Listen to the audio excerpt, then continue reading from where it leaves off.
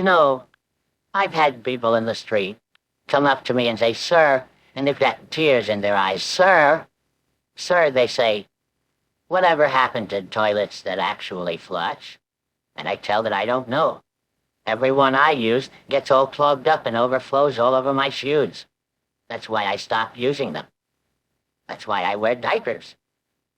Let someone else clean it up. The teleprompter, I'm sorry, what? The teleprompter.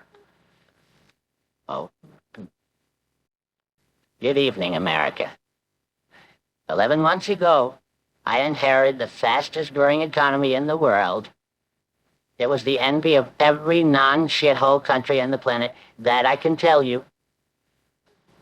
When I was elected, I promised that I alone could unite the world and make things better.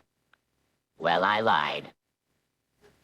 In less than 1 year, your favorite president, Sleepy Joe Biden, has retired from politics and is relaxing on a beach somewhere, while the rest of America suffers under the gross mismanagement and corruption of my presidency.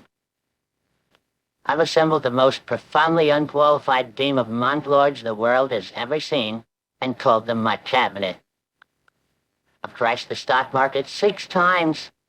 I've doubled the inflation rate. I've cut off funding for Head Start, school lunch programs, and children's cancer research. I ended humanitarian relief programs, successfully starving tens of thousands of children to death. I shredded the United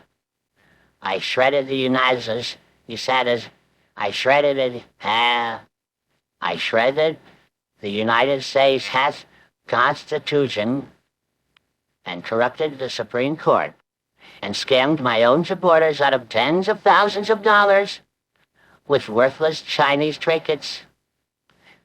I've deported thousands of innocent, hard-working people. I've ended free speech, ended legal abortion, took away the rights of women and minorities, while at the same time enriching myself and my family to the tune of billions of dollars. I've gotten away with dozens of underage girls and private islands.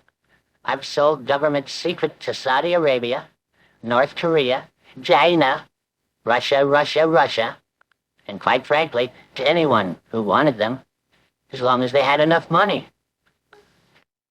Of course, none of this would have been possible without the support of my fellow Republicans and Democrats who made their own fortunes by manipulating the stock market and taking advantage of insider information.